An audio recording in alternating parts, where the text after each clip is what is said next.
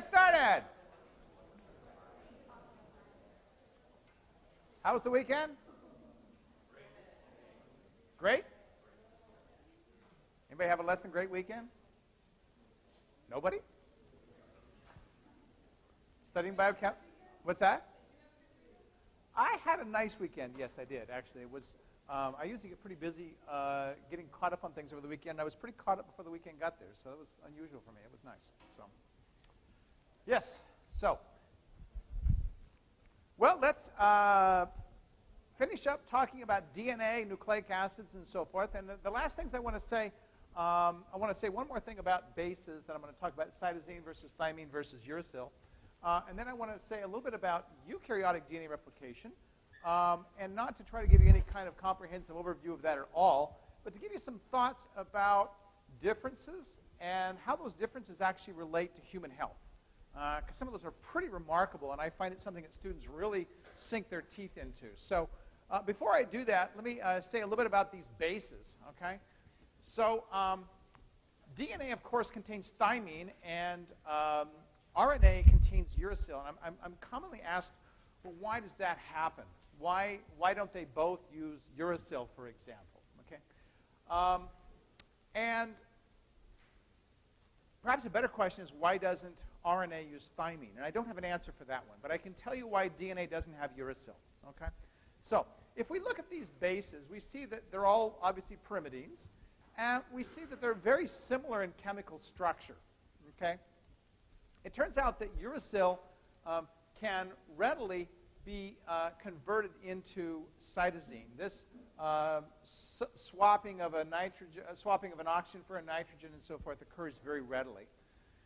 So one of the reasons that DNA does not contain uracil is because that swap can happen. So if I have a C that's paired to a G, and that all of a sudden spontaneously, and this can happen spontaneously, this nitrogen gets converted to an oxygen, then I've got the potential for mutation. So the reason that we don't see uracil in DNA, for the most part, is because of that. Now, uracil actually accidentally makes it into DNA in some cases, and we'll talk about that. One of the last things we talk about in the term when I talk about nucleotide metabolism, I'll tell you how that happens, okay? But suffice it to say, 99.99% of the time, uracil is not in DNA, and it's not in there because of the reason I just stated, okay? The difference between thymine and uracil is that thymine contains a methyl group. And that methyl group provides an identity marker between these two guys here, okay? That methyl group really is a very important distinction. So that if I have a situation where I see, for example, a uracil in DNA, I can assume that it got there by cytosine being converted into uracil, okay? Because it will not be converted into thymine, right, because of this methyl group, right? So if I see uracil in DNA, the cell says, oh, well, there's been that chemical conversion that's happened. Let's fix this, and let's convert it back to cytosine, which is what it should be, okay? So that's an important consideration, and that's really why we don't see uracil in DNA, okay? Now, what I want to say about eukaryotic DNA replication, however, I think is much more interesting. So let me just say a little bit about that. Eukaryotic cells are very different than prokaryotic cells. Eukaryotic cells are bigger, of course. We've talked about that. They've got organelles. And in addition, eukaryotic cells go through a very controlled cycle of what we call the cell cycle. All right? It has 4 distinct phases in it, and the movement of a cell through the cell cycle is very tightly regulated. And it's very important that it be tightly regulated because we don't want our cells dividing uncontrollably. We do that, we have what we know as cancer. All right? So that regulation is important. And all the cells in our body have to play together nicely. All right?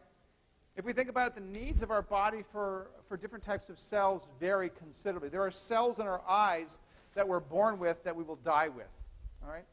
There are, by contrast, cells of our skin are continually being sloughed off, and we are needing to replace those on a very regular basis. So having some control over that cell division and the replication of the DNA corresponding to that is very, very important. So the cell cycle actually turns out to be a very, very critical thing for us to understand.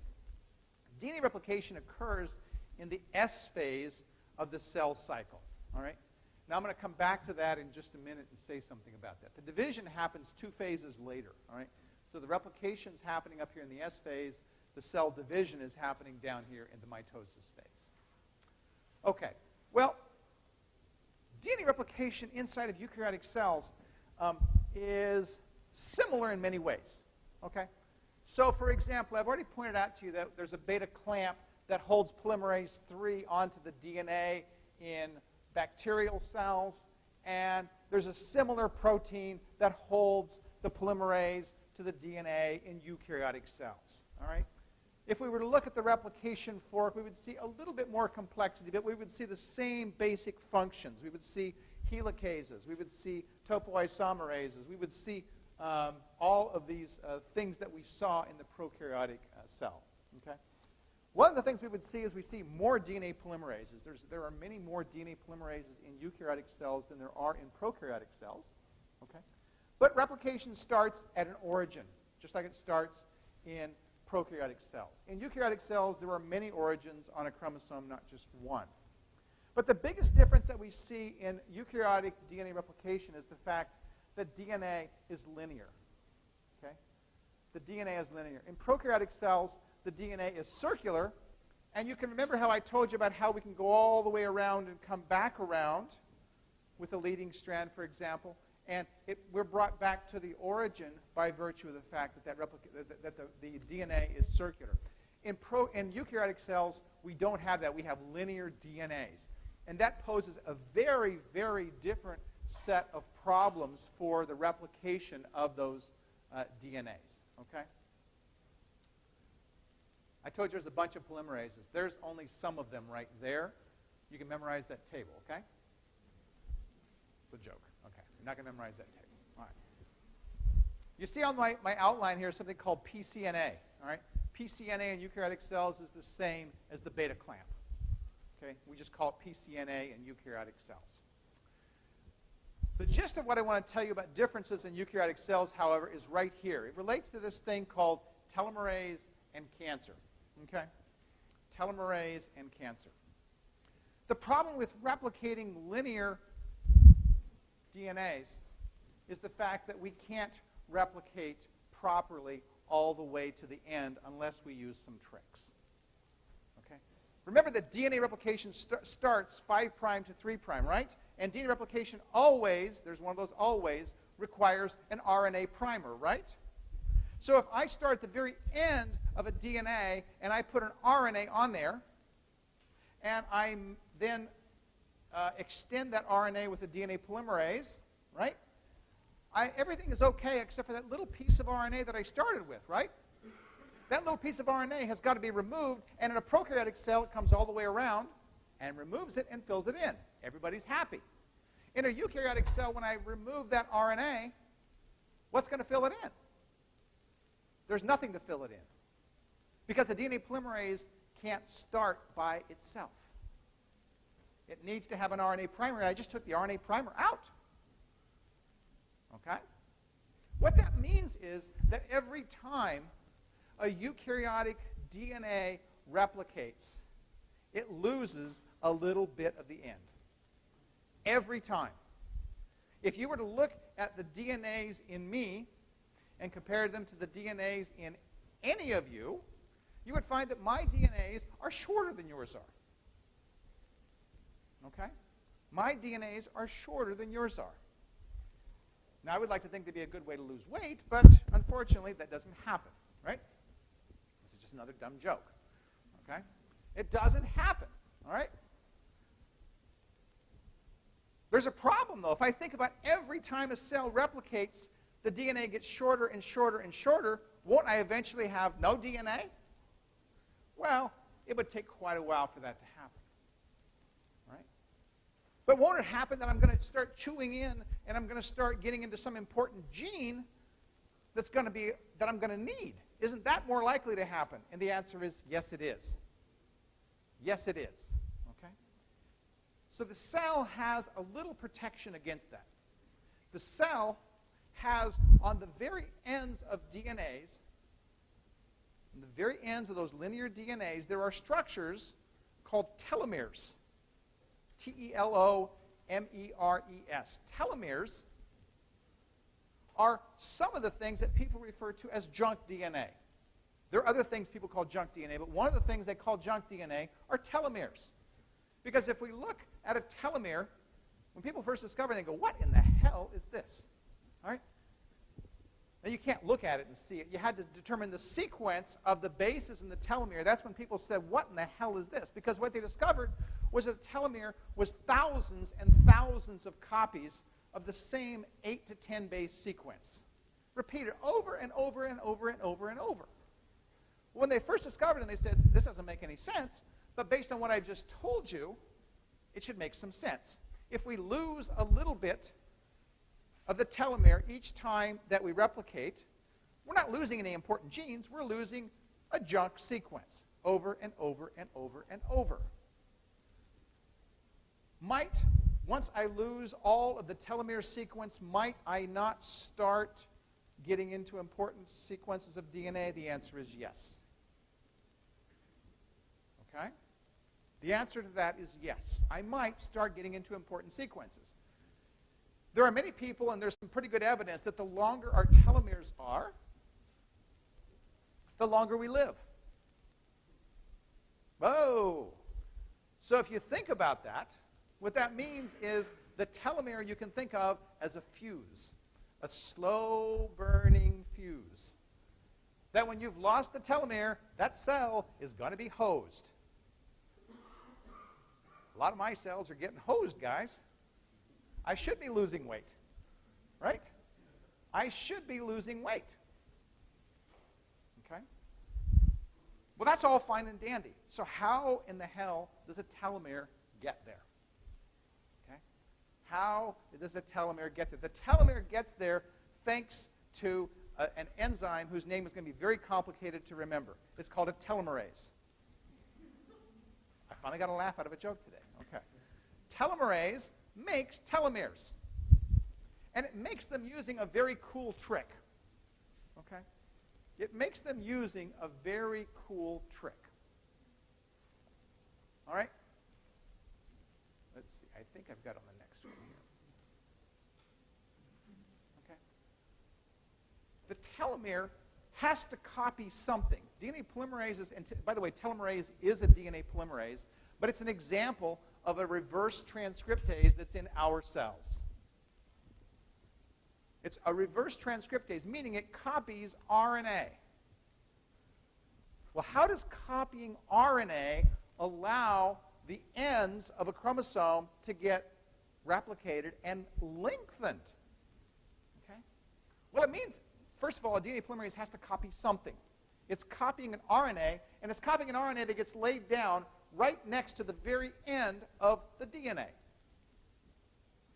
Where does that RNA come from? This is the cool thing. The RNA comes from the telomerase itself. It carries the template that it uses to copy and extend the ends of the DNAs. It carries its own template. And guess what? That template is about 8 to 10 bases long, and it copies it over and over and over and over and over and over. So you think, I want to live forever. The secret to living forever is, let's get my telomerase making my ends as long as they can, right? Well, it turns out that telomerase isn't active in the vast majority of my cells, or your cells. Your telomeres are getting shorter, just like mine are. You just have more to work with than I do right now. Okay? But if I activate my telomerase, won't I stay young forever? Well, you might. You might not. Okay? It turns out that when we look at the types of cells that have telomerase active, one of them are known by the name of cancer. Tumor cells have active telomerases. They actually have to have telomerases active because if they don't, what's going to happen when they divide uncontrollably? They're going to chew up their telomeres and they're going to die. talk about the process of selection, we're actually selecting for a cancer. A cancer that kills itself doesn't become a cancer. When we think about a drug that we can use to kill cancer, we think about, maybe I'm thinking about telomerase the wrong way. Maybe if I inhibit telomerase, I can stop cancer. And in fact, there's a lot of people who think that. And in fact, there are some drugs that are in testing right now that people are using to knock out telomerase in cancer cells. Kind of a cool idea. How do we get them in the first place? We get telomeres in the first place when we're infants. That's one of the places where we have an active telomerase. That's when our telomeres get built, as we're getting built, right? Telomerase goes in and does its thing. Okay? As we get older, after we're born and so forth, our telomerases largely become inactive. So maybe we can activate telomerase and live forever, but we have to worry that if we do that, maybe we're going to favor the production of cancer as well. So, not surprisingly, people are investigating this and thinking about this very, very actively. Okay, enough about telomerase. Questions about that? Nobody has a cure for old age or cancer or anything they want to bring up? We're getting close, yeah. People are doing some cool stuff with it. Okay, so that's what's going on with telomerase and cancer. Okay, and there's a table, blah, blah, blah. Not very helpful. Okay, well, let's turn our attention now. We've talked about the replication of DNA. Let's talk about the synthesis of RNA, okay? So we're turning our attention from DNA replication to the process of transcription.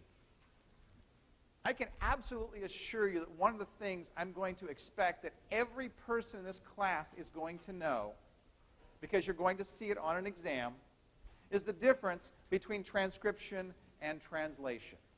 They both contain the part called trans, and people frequently confuse the two because they both contain the part called trans, but one has scription and one has lation. Transcription always refers to the synthesis of RNA. Translation always refers to the synthesis of protein. Okay? If I'm talking about transcription, I'm talking about RNA polymerase. If I'm talking about translation, I'm talking about ribosomes. Very different kinds of things. Don't confuse those two. Okay? If there's one piece of advice I will give you, it's don't confuse those two. Don't mix up those two words, okay? Absolutely. All right. Here's my word to the wise, all right? You ever notice when a professor says, and there's just one thing you need to know for the exam, the whole room gets very silent at that point, right? A good way to get a class to pay attention is to say that. A good way to get in trouble with a class is to say, yeah, this is going to be on the exam, and then it doesn't appear on the exam, and then the lynch mob comes out, right? I don't want a lynch mob. All right. Well, let's look at transcription, all right? Transcription involves an RNA polymerase copying DNA. It's copying one strand of the DNA, and more specifically, it's copying a part of one strand of the DNA. We don't make a copy of the entire DNA. Instead, RNA polymerases start at a specific place in the DNA and end at a specific place in the DNA because those places encompass a gene. All right? The starting and ending point for transcription will encompass a gene. A gene being, for our purposes, a region that encodes protein. Now, that's one definition. I should point out that transcription also incorporates the synthesis of ribosomal RNA, which doesn't make protein, and also transfer RNA, which has nothing to do with protein itself, although it's involved in translation. But for our purposes, a gene is something that codes for protein. That's where we're going to focus our attention. All right. So RNA is initially synthesized using a DNA template in a process called transcription, and the enzyme that does that is called RNA polymerase. Okay? It requires all 4 ribonucleoside triphosphates. That includes ATP, GTP, CTP, and UTP. DNA polymerase is required DATP, DGTP, DCTP, DTTP, right? Okay? The D being the deoxy part. RNA polymerases use ribonucleotides. Here's a very big difference. Number 3, a primer is not needed. RNA polymerases do not need a primer. DNA polymerases do need a primer. Okay? Just like DNA polymerases DNA was synthesized only in the 5' to 3' direction, so too is RNA synthesized only in the 5' to 3' direction. I pointed out how 5' to 3' on one strand is this way, 5' to 3' on the other strand is this way, anti-parallel. That would mean if I have a strand that's going 5' to 3' this way, the RNA polymerase is going along just like that across there. Okay?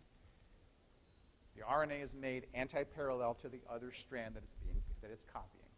Okay.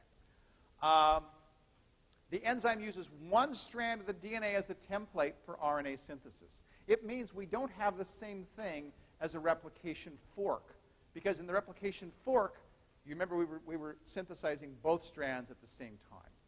There's something like a fork. We call it a transcription bubble. A transcription bubble is where the RNA is being made. Okay? All right. Well, I told you that transcription starts at a specific place, and I told you it ends at a specific place in the DNA. How does the RNA polymerase know where to start and where to stop? Okay? Well, part of what I'm going to tell you is to answer that question. I start, by looking at the sequences that we see on the screen. Okay? What are these? These are sequences of DNA that are ahead of the place where transcription starts for a variety of genes. Here's a variety of genes. Their names are on the left. Okay? When I say ahead of, I mean 5' to, in the 5' direction from the start site. Okay? So, for example, we will see right here, there's something called a Pribno box. And it says -10. Okay? That means it's about 10 nucleotides away from the place where the first RNA nucleotide is started with. The first RNA nucleotide that will go into this RNA is an A. And that makes position number 1. Okay? That means that the other strand, of course, is a T, right?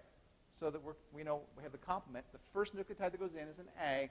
And that first nucleotide is position number 1. Okay? The Pribno box, we look at it and we say, what in the hell is the Pribno box? Well, we look at it and we say, there's a common feature that's ahead of all of these start sites. And in each case, the start site is a yellow. Where there's more than one, there's more than one start site. So some will start with this one, some will start with this one, some will start with this one. Okay? When we look at this, we say this Pribno box, at the -10 region, there's almost always an AT-rich sequence.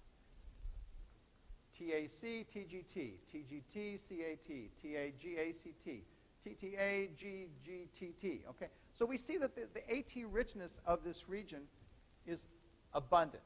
If we take all these and add them up and we say, what's the most common nucleotide at each position, here's what we come up with. TAT-AAT. 79% of the time it's a T, 95% of the time it's an A, 44%, et cetera, et cetera. Okay? It really is AT-rich. Okay?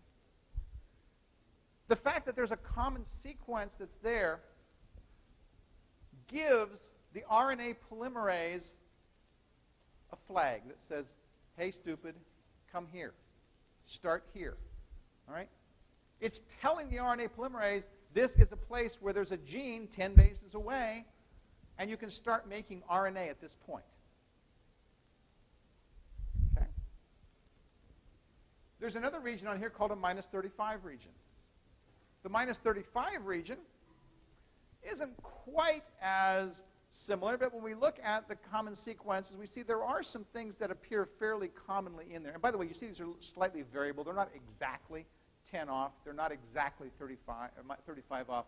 That's what we call them the region. It's in that general area. Okay? This is another flag. So we have two flags in front of it. And by the way, these are in prokaryotic cells. We're talking about bacteria here. Okay? We always talk about bacteria first. In bacteria, we have these two flags that are there. Well, it turns out that the major flag isn't the Pribno box. The major flag is actually the minus 35. Why do I say that? Well, because the Pribno box isn't so much to identify where the start site is. The Pribno box has another function. All right? Remember when I talked about AT base pairs versus GC base pairs? What did I say the primary difference was? Pop quiz today. The number of hydrogen bonds, right? AT base pairs only had 2 hydrogen bonds. GC base pairs had 3. I said it was harder to pull apart GC base pairs than it was AT base pairs. And when we do transcription, we're only copying one strand. We have to pull the strands apart. It's easier to pull apart this sequence. Okay? So the function of this sequence isn't so much identity as much as it is, let's get these strands pulled apart. The RNA polymerase is going to get its way in between those strands and take off and do its thing. Now, not every single gene has this exact sequence. Okay? But one of the things that we see is interesting. Okay? If we look at the Pribno box, okay, and we look at the minus 35 region, we find that the closer a given gene's sequence is to these ideal sequences, the closer it is to those ideal sequences, the more RNA is made. Now that introduces a new level of complexity. We didn't have that with DNA replication. We replicated and that was that. With RNA, what we discover is that cells have very different needs for how much protein that they need, right? You've already seen this. Remember I told you that DNA polymerase 1, you found about 1,000 copies in the cell. DNA polymerase 3, you saw 3 or 4, right? How does the cell control if it makes 1,000 versus making 3 or 4? One of the ways it controls it is by how much messenger RNA it makes. The more messenger RNA it makes, the more protein can be made. And the less messenger RNA it makes, the less protein can be made. Okay? That means then that if we have different sequences, we might expect, for example, that a DNA polymerase 3, of which the cell makes very little, would have Pribno boxes and minus 35s that are considerably different from these. Whereas other genes that we have, or that the cells have that make a lot of protein, would have sequences very similar to these. And that would be a very, very reasonable guess on your part. You'd be correct. Are you with me? Yeah. So, the closer and by the way, these sequences are called promoters. Right? The closer a promoter, which is really both of these guys, the closer a promoter is to the sequences that you see in the colored boxes, the more messenger RNA is made from it. And the more that this sequence varies, that the sequence for a given gene varies from these, the less.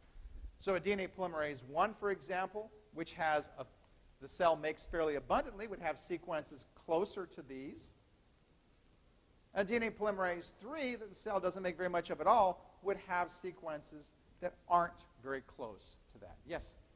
So like the third one down? Yep. More mRNA than the fourth one down? So the third one down right here Yeah. would probably, yeah, it's a little hard to say. You got a G and a C, and you got a GG. So I would say if you were to compare the third and the fourth to, let's say, this one right here, where there's no G or C in there, then this one would make more than that one would. I'm not strictly looking at the distance between them. That's correct. Although that can play, it's a good question. That can play a role as well. But for just simplicity terms right now, we're simply looking at the sequence. Okay. Other questions? How does the cell know this? How does the cell know this? Well, the cell knows this because cells have proteins that actually read the sequence and bind to them. They read the sequence. Just like you're reading the sequence on the screen, they can literally feel their way through a DNA and go, oh, this is it right here. Okay? Now, I told you RNA polymerase did that. Does that mean that RNA polymerase is reading the sequence? Sort of. Okay? RNA polymerase is not one protein, but it's several proteins. And one of the proteins in RNA polymerase is something called the sigma factor. The sigma factor does exactly what I just told you. It reads and says, okay, here's the place to start transcription, right here. Okay? So sigma factor is a protein within the bacterial RNA polymerase that reads the sequence for the polymerase. Interestingly, once the sigma factor has read the sequence and transcription has started, the sigma factor leaves because it's not needed anymore. Okay. Other questions? Yes? Sigma. S-I-G-M-A. Good question. Sigma factor. Sigma. Okay. All right. There are a sequence of events that lead to the production of a messenger RNA. Now, you'll notice, again, I'm only talking about messenger RNA. And for the most part, that's all we're pretty much going to talk about anyway. Right? In E. coli, all of the different kinds of RNA are made by the same polymerase. There's only one polymerase in E. coli. In our cells, we have specialized polymerases, and I'll talk about those later. Okay? But how is it that a messenger RNA is made? Well, there are actually 3 steps to the process. The first step is called initiation. Initiation occurs, you see the sigma factor, the little guy right there, the pink guy, recognizing and binding to the specific sequence, the promoter. Okay? Once it binds to the promoter, we see that the strands are kind of peeled apart. You see how the strands are opened up there? That's the Tata box right there. I'm sorry, the Pribno box right there. It's also, in eukaryotes, it's called a Tata box. That's why I said Tata box. Okay. All right. The strands are opened up right there. Right? The very first nucleotides are put in, and once the transcription gets started, sigma factor says, goodbye, I'm out of here.